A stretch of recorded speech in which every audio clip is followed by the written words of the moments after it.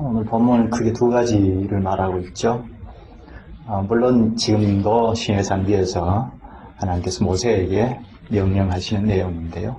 성막을 건축하라 하는 이 말씀을 중심으로 해서 제사장 옷까지 만들라 하고 관유를 만들라 하고 이렇게 명령하셨는데요. 오늘은 그 명령이 이제 다 끝나고 이 성막 건축을 할 때 지도자, 직분자를 이렇게 불러 세워라 하는 말을 첫 번째 하고, 그리고 안식일을 지키라 하는 말씀을 하십니다. 이 두 가지인데요.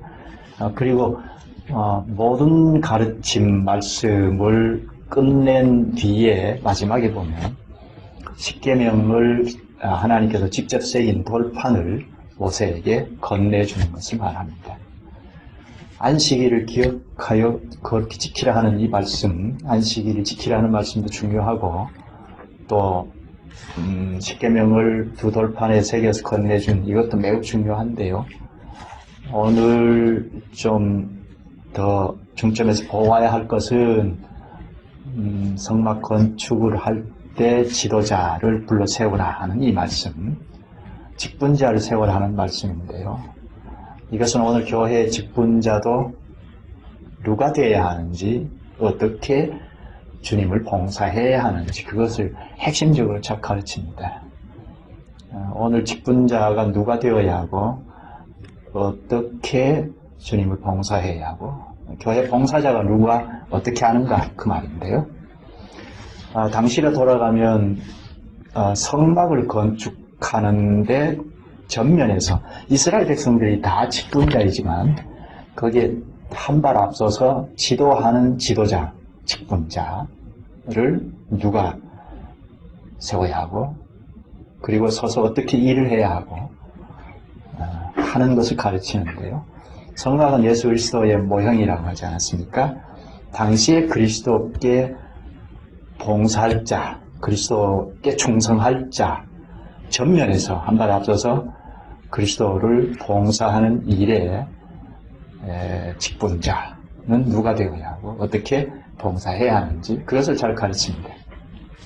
이것을 좀 중심으로 해서 보면서 안식일을 지키라 하는 말씀도 좀 같이 보겠습니다. 1절에서 11절까지는 바로 직분자가 누가 되어야 하는가, 직분자를 불러내시는 것을 말씀하시는데요. 성막 건축할 때, 지금까지 성막 건축을 이렇게 하라 하고 설계도를 자세하게 주시지 않았습니까? 그것을 모세에게 어떻게 건축할지를 잘 가르치는 대로 건축할 때 지도자, 직분자를 이렇게 불러 세우라 하는 말씀을 가르칩니다. 1절에 보면 여호와께서 모세에게 말씀하여 이르시되, 요 문장은 여호와께서 말씀하신다 하는 이 문장은 새로운 내용으로 전환될 때 자주 사용하는 말입니다. 그래서 12절에 가면 같은 말을 하는데요. 여호와께서 말씀하신다, 여호와께서 말하여 이르시기를, 요거는 새로운 내용이 전환될 때 꼭 쓰는 말입니다. 2절에 보면 부사례를 지명하여 불러라 하시는데요. 성막 건축에 한 발 앞서서 지도할 사람, 부사례를 불러 세워라 하십니다. 이 말이 매우 중요한데요. 하나님께서 일을 행하여 가실 때, 하나님께서 일을 하시죠.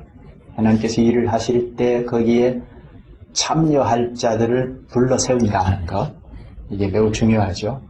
부르신다 하는 것, 소명이죠. 소명의식 있어야겠죠. 우리가 하나님이 이곳으로 불러 모으셨다 하는 소명의식, 이게 매우 중요하죠. 하나님께서 불러 세운다 하는 이 의식이 있는 자라야 끝까지 하나님께서 가르치신 말씀에 순종하고 봉사하고 할 수가 있죠. 내가 뭘 해보겠다 해서 나선 사람은 중도에 하차하기도 하고, 내가 하기 싫으면 그만두는 거죠. 그러나 하나님께서 부르셨다 할 때 이 소명의식이 명확한 자일수록 끝까지 하나님과의 관계를 잘 맺고 순종하고 나갈 수가 있죠. 하나님과의 관계가 어떤 관계이죠? 주종과의 관계, 혹은 왕과 신하와의 관계이죠. 하나님께서 부르셨다 하는 의식이 있는 자라야 주종관계 혹은 왕, 신하 관계가 되죠. 그래서 어떤 말씀을 하시면 그렇게 하겠습니다. 순종할 수가 있죠. 여기 지명된 사람이 누구라고 하죠? 부사렐이란 사람. 2절 한번 볼까요? 내가 유다지파 훌의 손자요 우리의 아들인 부사렐을 지명하여 부르고, 여기 부사렐을 훌의 손자라고 하죠. 훌 누구죠? 17장에 나오는데요. 이스라엘 자손들이 아말렉과 전쟁을 할 때 여호수아의 지도 하에 산미태전 전쟁을 하고, 그리고 모세는 손을 들죠. 그런데 80대가 된 모세가 계속 하루 종일 손을 들 수가 없죠. 손을 들면 이스라엘 자손들이 이기고, 손을 내리면 아말렉 자손들이 이기는데요. 그때 아론과 훌이 양쪽에서 모세의 손을 들잖아요. 이때 나온 이 훌의 손자가 바로 여기 부사렐입니다. 훌의 손자인 부사렐이 성막기술자로 불러내시죠. 이렇게 부름을 받은 부사렐은 건축자들 중에 항상 앞에 불려집니다. 이제 앞으로는 건축과 관련해서 이름이 불려질 때 이 부사렐이 맨 앞에 불려집니다. 혹은 혼자 불려지기도 합니다. 3절을 한번 볼까요? 하나님께서 부사렐을 불러내셔서 하나님의 영을 그에게 충만하게 하여 지혜와 총명과 지식과 여러 가지 재주로 하나님의 영, 과거의 개역 성경에는 신으로 했는데요. 하나님의 신이 좀 더 나아요. 귀신 신자를 쓴다는 것 때문에 이제 영으로 번역을 했는데요. 귀신 신자가 따로 있답니다. 나중에 제가 카톡으로 보내드릴게요. 지금 우리가 쓰는 이 신자가 한문학자가 얘기하는데요. 잘못 와전이 되어서 귀신 신자로 둔갑했다고 하는데요. 나중에 좀 보여드리겠습니다. 아무튼 하나님의 영이 그에게 충만했다. 성령이 충만했다는 말이죠. 성령 충만. 여기서 나온 말이죠. 구약시대 때도 성령께서 일을 하실 때 임재하셔서 일을 시키시고 하시는데요. 성령 충만하면 이게 뭘까 하는 것부터 생각하죠. 성령 충만이 뭘까? 우리 자주 쓰잖아요. 우리 주변에서는 자주 쓰는데 우리는 잘 안 쓰지만. 성령 충만이 뭘까? 여기 보면 하나님의 신을 그에게 충만하게 하여, 성령 충만케 하여 지혜와 총명과 지식과 여러 가지 재주로, 성령 충만의 결과 지혜와 총명과 지식과 여러 가지 재주를 갖추게 하셨다는 거죠. 성령 충만하면 그 결과가 성령이 그에게 충만하게 하여, 그러니까 불러 세운 자를 성령이 충만하게 하여, 이 성령 충만은 성령 하나님께서 지배하신다는 거죠. 다스리신다는 것입니다. 압도하신다는 것입니다. 그러면 사람은 거기에 반응이 있어야 하죠. 하나님께서 사람 역사를 붙잡고 기계적으로 쓰시는 분이 없습니다. 쓰시지 않죠. 압도해서 재창조하실 때는 압도해서 하시기도 하지만, 인격 관계로 지으셔서 재창조하셔서도 반응을 이끌어내셔서 쓰시죠. 그러면 성령이 강력하게 지배하셔서, 그리고 거기에 반응을 보이실 때 여기 지혜와 총명과 지식과 여러 가지 재주를 주신다. 이렇게 보면 되죠. 성령 충만이 뭘까? 그건 성령 하나님께서 지배하신다, 지도하신다, 이끌어가신다. 거기에 우리는 반응이 있어야 하겠다. 반응이 없으면 그냥 두시죠. 반응이 있을 때 오늘 본문에는 지혜와 총명과 지식과 여러 가지 재주로 하는데 이걸 주신다는 거죠. 한 번 더 짚으면 지혜, 총명, 지식. 지혜가 어디서 오죠? 우리가 지혜가 어디서 생기죠? 성경에서 말하는 지혜는 세상 사람들도 지혜가 있다고 하죠. 그건 이제 일반 은총 하에 있는 것이고 성경에서 말하는 지혜. 이건 하나님께서 가르쳐 주신 말씀에서 지혜가 생기죠. 지혜는 성경에서 말하는 지혜는 하나님께서 가르쳐 주신 말씀을 깨달을 때 그게 축적이 될 때 지혜가 생기죠. 그래서 하나님의 말이 딱 기준이 되어서 옳고 그르다 하는 분별도 하고 판단도 하고 이게 지혜로운 사람이죠. 여기 지혜와 총명과 지식과 여러 가지 재주 이건 성령 하나님께서 지도하시고 그런 말씀을 깨우치신다는 거죠. 깨우치셔서 그 반응이 있을 때 깨우치셔서 나타난 결과이다 하는 겁니다. 이어서 4절을 보면 정교한 일을 연구하여 금과 은과 노수로 만들게 하며 여기 연구하여 요거는 사람이 하죠. 내가 하는 거죠. 성막을 건축하려면 여러 가지 기술이 필요합니다. 또 고안하고 계획하는 것도 필요합니다.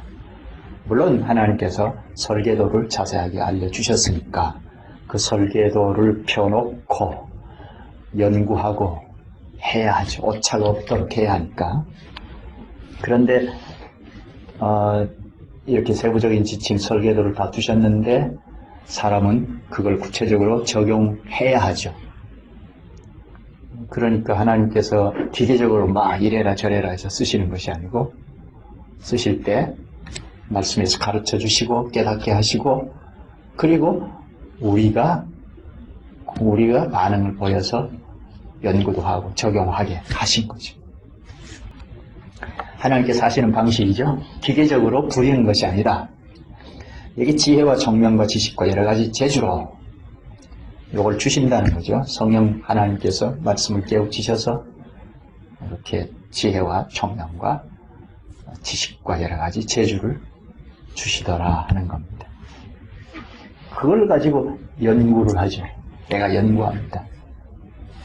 적용하는 거죠. 하나님께서 주신 설계도를 펴놓고 오차 없이 지을 수 있어야 하니까 건축할 수 있어야 하니까 내가 연구하는 거죠. 오차 없어야 하겠다 해서 여기 성령 하나님께서 하시는 일이죠.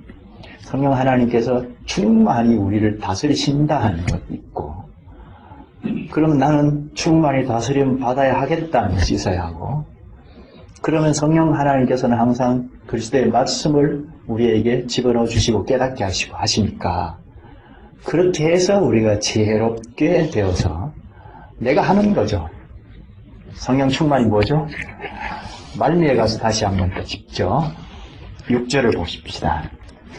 6절 내가 또 다한 지파 아히사막의 아들 오홀리압을 세워 그와 함께하게 하며 지혜로운 마음이 있는 모든 자에게 내가 지혜를 주어 그들이 내가 내게 명령한 것을 다 만들게 할지니 하나님이 지금 주도권을 가지시고 여기 오홀리압도 세워라 또 지혜로운 마음이 있는 모든 자에게 내가 지혜를 준다 그러시죠?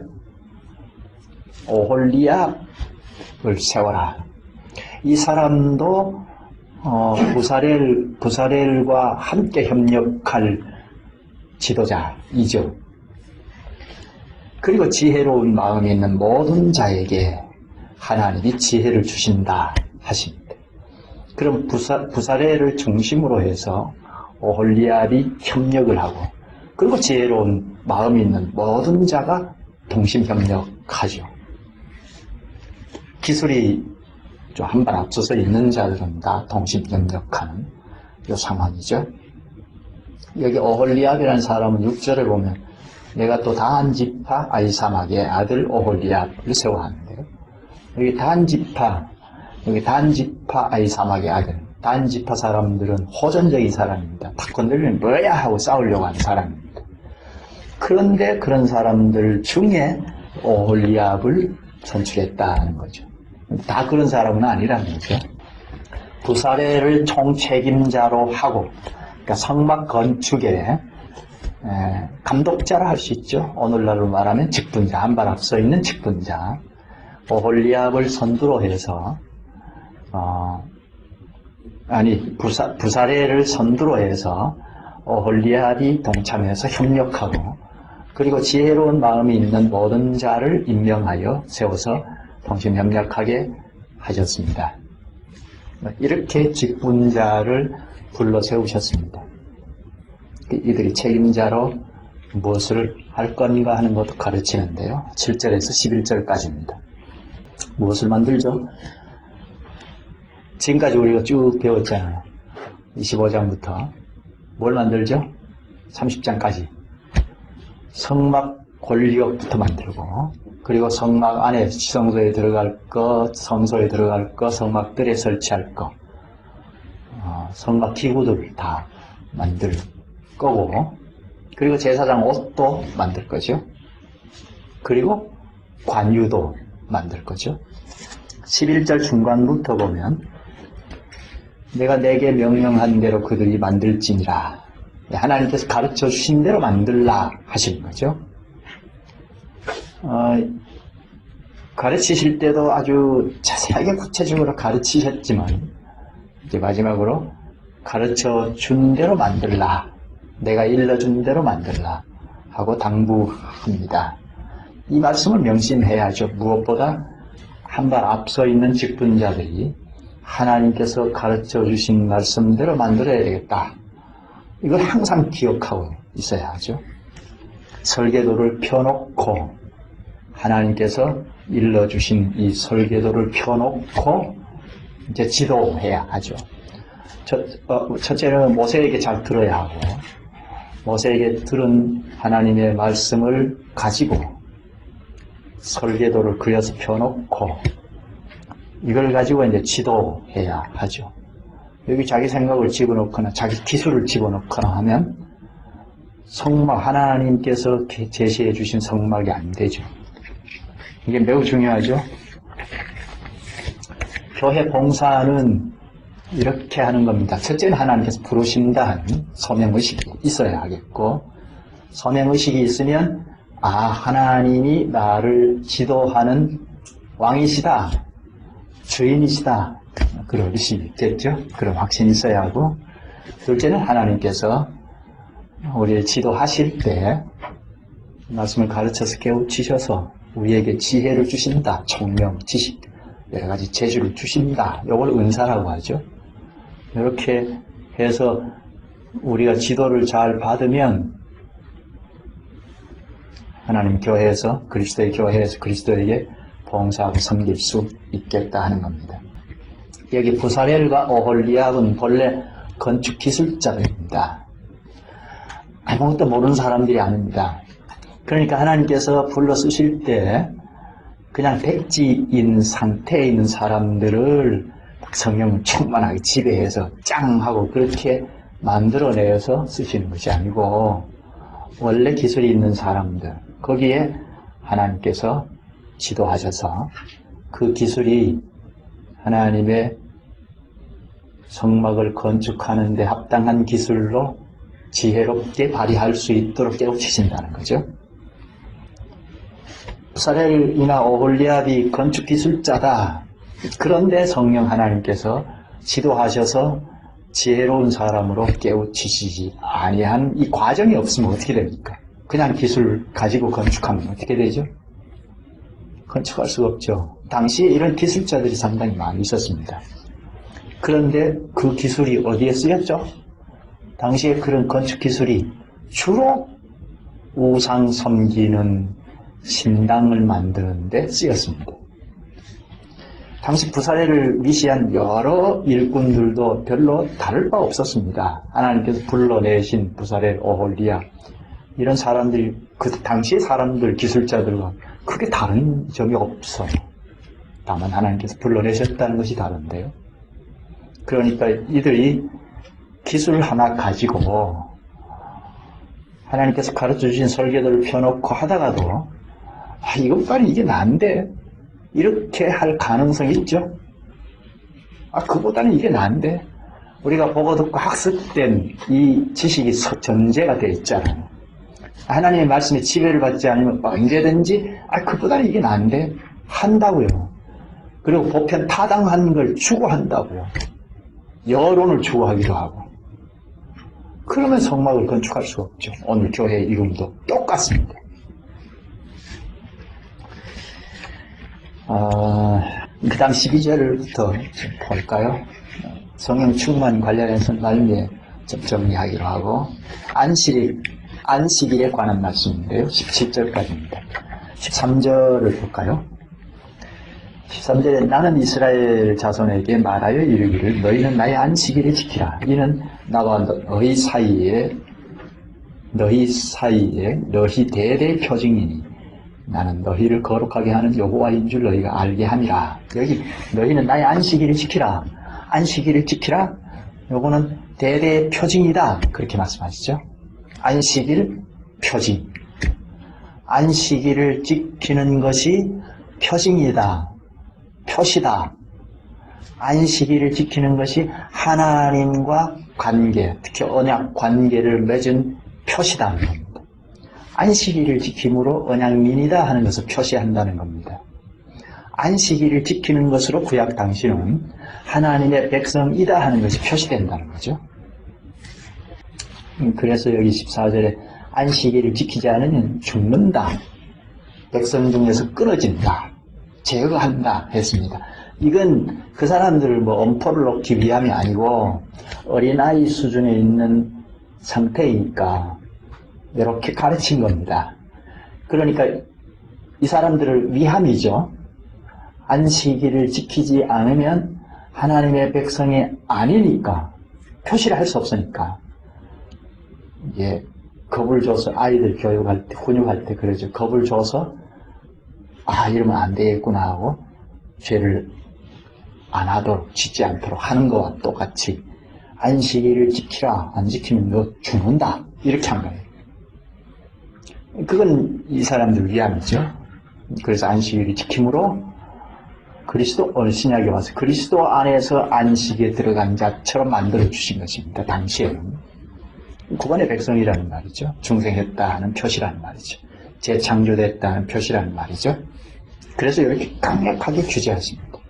이 강력하게 규제하시는 그 근본 토대가 있죠. 안식일을 지키라 하는 근본이 어디에 있습니까? 창세기로 거슬러 올라가죠. 창세기로 거슬러 올라가면 하나님께서 엿새 동안 일을 하시고 쉬셨다, 안식에 들어가셨다 하는 거죠. 이 안식에 들어가셨다 하는 것은 6일 동안 지은 창조물을 기념하는 건데요. 오차 없이 지은, 이게 이제 하나님의 작품이죠. 하나님 나라이죠. 보이는 나라를 딱 지으시고 쉬셨다 할 때, 이 기념물을, 첫째는 요 창조물을 기념한다 하는 것. 여기 사람도 초청을 받아 참여해서 하나님 앞에서 하나님께서 창조하셨군요 하고 찬송하고 예배하고, 이게 이제 안식일을 지키는데 정신이죠. 그래서 안식일을 지키라 하시는 말씀에는 항상 여호와께서 엿새 동안 일하시고 7일째 안식하셨다 하는 말을 꼭 덧붙입니다. 17절에도 그걸 덧붙입니다. 7째 날에는 쉬는 것이 창조의 규례예요. 창조 질서입니다. 혼인한다 하는 이것도 창조 규례로 정하신 거잖아요. 근데 계속 일하는 것이 아니고 7일째는 쉰다 하는 게 창조 규례예요. 이거 창조 질서입니다. 이걸 이행하지 않으면 창조 질서를 깨뜨리는 거죠. 계속 일만 한다? 그러면 하나님께서 6일 일하고 쉬도록 한 이 창조 질서를 깨부시는 거죠. 이건 불신종이죠. 지금 지구촌이 이렇게 문제가 되는 원인이 어디에 있죠? 우리 온 세계가 지금 지구 오염, 대기 오염 심각하다. 이거 하나만 이제 생각하더라도 이런 결론에 이른, 이 결과에 이른 원인이 어디에 있죠? 이 창조 질서를 깨뜨리는 데 있죠. 이게 욕심, 인간의 욕심이죠. 과욕이죠. 6일 일하고 하루 쉬고 요 패턴으로 가야 하는데 계속 일하는 것. 요게 창조 질서를 깨는 거여서 자연까지 훼손하고 하게 된 거죠. 뭐 6일 동안 일해도 자연을 훼손하고 하는 과도해서 문제이기는 한데요. 이걸 잘 생각해야죠. 6일간 일하고 하루를 쉰다 하는 이게 창조 질서다 하는 것 분명히 생각해야 하고, 쉬면 그냥 쉬느냐? 아니죠. 하나님께서 쉬실 때 거기 사람도 함께 초청을 받아서 하나님 창조물을 기념하면서 하나님을 노래하고, 하나님께서 이렇게 창조하셨군요 하고 하나님을 찬송하고, 그럼 하나님도 가르쳐 주시고 말씀을 하시죠. 그러니까 하나님 앞에 쉬면서 하나님 앞에 가서 예배하는 거, 이게 질서, 창조 질서예요. 하나님 앞에 가서 예배하면, 예배하는 자들은 뭐가 돼요? 예배하는 자들은 높고 낮음이 없어지죠. 평등 관계가 되죠. 예배 안에 모인 회중들은 다 하나님 앞에서 같다가 되죠. 그전에는 어떻게 됐습니까? 노예 생활할 때 이스라엘 자손들이 종노릇했죠. 주인이 따로 있었죠. 그런데 하나님 앞에 이르러 예배한다 할 때는 주종 관계가 다 허물어지죠. 그러니까 하나님 앞에 와서 쉰다, 예배한다 하는 게 매우 중요하죠. 특별히 여기 성막을 건축하라 하신 일에 건축하다가도 이 안식일에는 쉬어라 하는 말을 제정해 주셨거든요. 15절을 보면 엿새 동안은 일할 것이나 일곱째 날은 큰 안식일이니, 성막을 건축하다가 일곱째 날은 큰 안식일이다. 큰 안식일이라는 건 안식일 엄수라는 뜻인데요. 그러니까 안식일 반드시 지켜야 한다는 겁니다. 성막을 건축하는 일인데, 성막은 그리스도의 모형이라고 했으니까 당시 그리스도에게 충성하는 일을 하면서도 안식일에는 쉬어라, 중단해라 하셨습니다. 왜죠? 쉬면서 하나님 앞에 가서 예배하는 게 우선순위에서 먼저라는 겁니다. 모든 걸 뒤로 하고 하나님 앞에 예배하는 게 첫째라는 겁니다. 왜죠?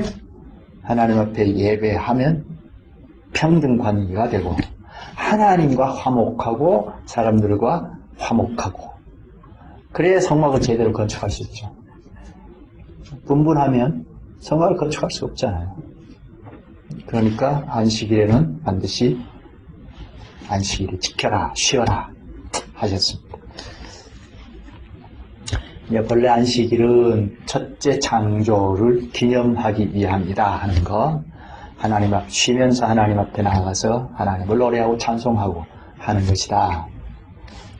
그런데 이게 단지 창조를 기뻐하고 기념하는 정도가 아니고, 6일 동안 창조하시고 하나님께서 7일째는 안식에 들어가셨다 하는 거, 요거는 6일간 일하고 7일째 안식하면서 요 6일간 지은 이 역사가, 창조물이 결국에는 안식에 이르는 것이구나 하는 걸 계시하신 거죠.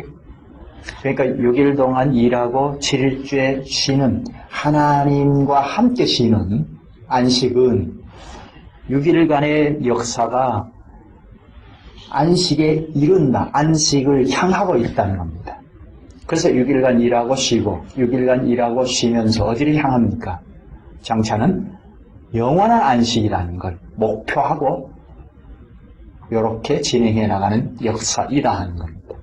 그러니까 첫 창조물을 기념하고 기뻐하고 하나님을 노래하는 정도가 아니고, 그 안식에 참여하여 장차 이 역사는, 인류의 역사는 영원한 안식에 이를 것이다 하는 것을 내다보게 하신 겁니다. 그런데 이 안식이 파괴되어 버렸죠. 창세기 3장에 와서 사람의 타락으로 그냥 파괴되어 버렸고 이 창조물 자체도 오염이 되어 버렸습니다. 그래서 하나님은 재창조의 사역을 하셨습니다.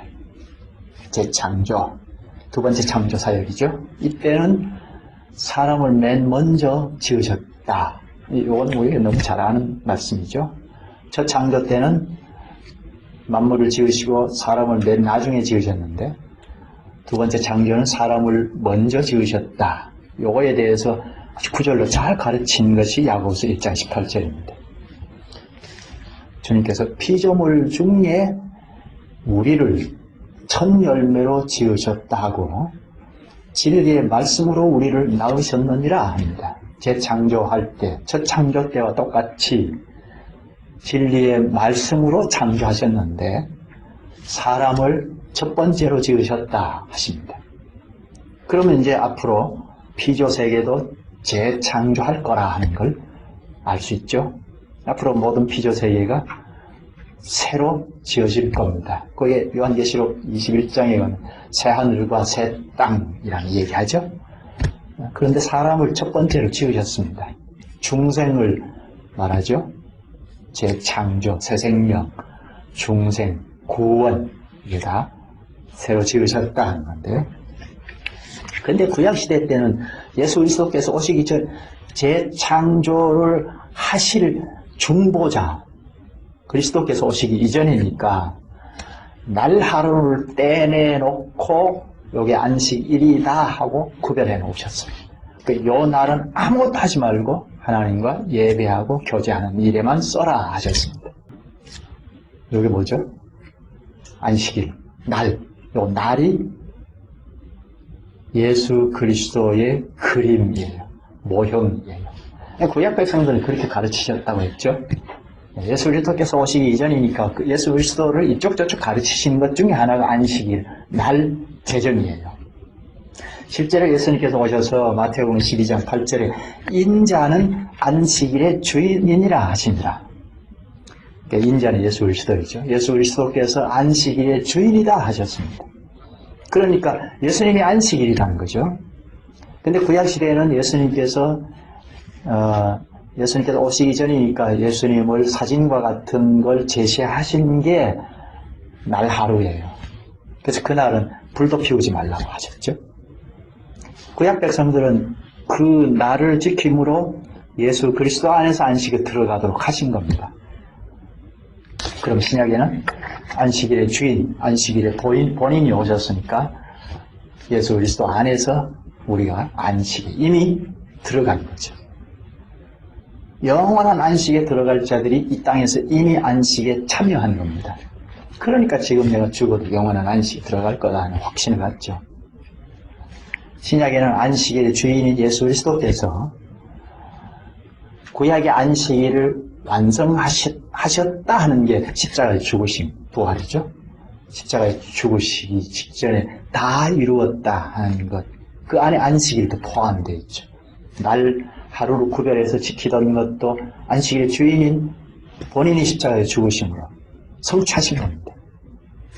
그래서 이제는 그리스도와 연합함으로 안식에 들어갔다, 이미 시작됐다 하는 겁니다. 그걸 생각했던 초기 신약교회가 시작할 때 그 교회는 부활의 날을 안식일로 지켰던 거죠. 주님께서 부활하심으로 우리가 새 생명 가운데, 부활의 생명 가운데도 연합이 했다 하는 것 때문에 부활의 날이 아주 중요하구나 해서 그날 다 쉬자 해서 전에 안식일 날 지켰던 걸 제거하고 일요일 날, 안식일 날은 토요일이잖아요. 그래서 일요일 날 부활의 날이었기 때문에 그날 쉬면서 하나님께 안식일의 정신을 지켰던 겁니다. 오늘 우리도 어떤 날이 중요한 게 아니고 어떤 날이 안식일이 아니고 안식일 날은 이 날이나 저 날이나 예수 그리스도 안에서 안식일 날도 성취가 됐으니까 날이 중요한 건 아니고 다만 하나님과 연합한 회중들이, 교회가 어떤 날을 약속해서 정하면 그날이 안식의 정신을 다 지키는 거죠.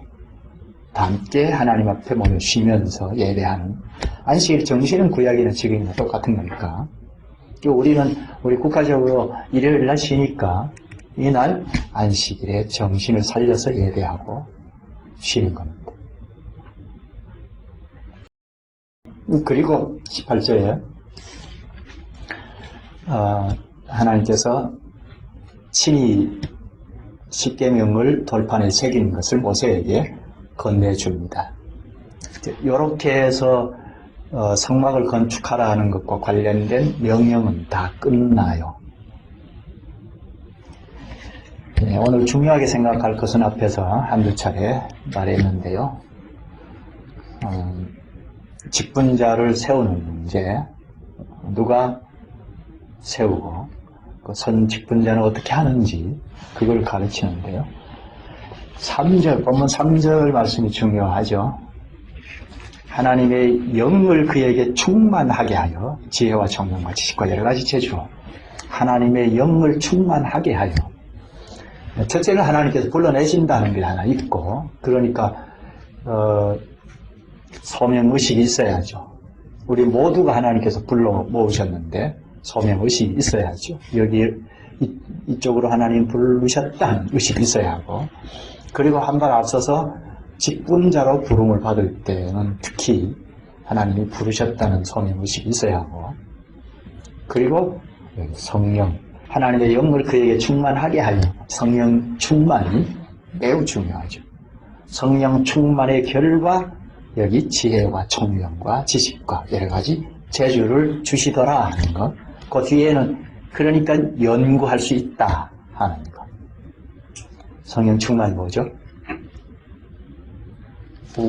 우리를 하나님께서 불러 세우신다, 뭐 직분자로이든 은사, 각양 은사로 부르셨다는 것이 이제 첫째 전제가 되어 있고, 부르시니까 성령께서 함께 하시고 성령이 충만히 지배하신다는 것. 성령 충만이 뭐냐 할 때, 이건 꼭 명료하게 가지고 있어야 합니다. 성령 충만이 뭘까 할 때, 성령께서 우리를 지배하신다, 지도하신다, 이끄신다, 뭐 같은 말인데요. 이걸 우리가 의식하고 지도를 받아야겠다는 것. 반응이죠, 우리의 반응. 성령, 하나님께서, 성령이라고 떼놓고 생각해도 좋겠고, 하나님께서 우리를 지도하신다, 어떻게든 지도하시고 이끌어 가신다. 이때 우리 지도받아야겠다는 것. 이게 성령 충만입니다. 하나님의 지도를 받아야겠다. 인도를 받아야겠다는 의식. 그러면 하나님께서는 그리스도의 말씀을 자꾸 깨우친다는 것이 있고, 그러면 지혜, 총명, 지식, 여러 가지 재주가 생기더라 하는 것. 그러면 이제 내가 연구하고 해서 순종하는 거죠. 성막 건축할 때도 그렇게 했을 것이고, 오늘 우리 모두를 불러 모으셨고 성령 함께 하시는데, 성령이 지도하시고 지배하시는데 우리가 그 지배를 받아야겠다 하는, 이게 성령 충만이에요. 그러면 성령께서는 말씀을 깨우치신다 하는 것. 그러니까 여기는 항상 자양분인 말씀이라는 건 항상 전제가 되어 있고, 성령 얘기할 때는 항상 그 뒤에는 말씀이 있다는 것 항상 생각해야죠. 성령과 말씀이 동전의 양면이니까. 그러니까 성령 충만할 때는 다른 말로 하면 말씀 충만이라고 말해도 같아요. 서신서에는 그렇게 말했어요. 하나님께서 지배하실 때 말씀으로 지배하시는데 나는 그 지배를 받아 가겠다 하는 것. 있으면 말씀을 자꾸 깨달아서 지혜가 서고 판단할 수 있고 이것저것 할 수 있겠다 하는 것. 이건 반드시 생각해야 하겠습니다. 자비하신 주님께서 이 땅에 그리스도의 모형인 성막 건축 책임자를 불러 세워라 하시고, 성령 하나님 충만하게 하사 지혜와 총명과 지식과 여러 가지 재주로 주셔서 연구하여 성막을 건축하게 하시옵나이다. 오늘 저희도 주님을 섬기고 봉사하는 일에 항상 성령 하나님이 충만하게 하사 말씀을 깨닫고 지혜와 총명으로 연구하여 섬기게 하시옵나이다. 항상 저희가 주님을 섬기고 봉사할 때 성령님을 의지하고 또 깨우치시는 말씀을 깨달은 그 터 위에서 일하고 섬기는 것을 늘 명심하게 하시옵소서. 예수님 이름으로 기도하옵나이다. 아멘.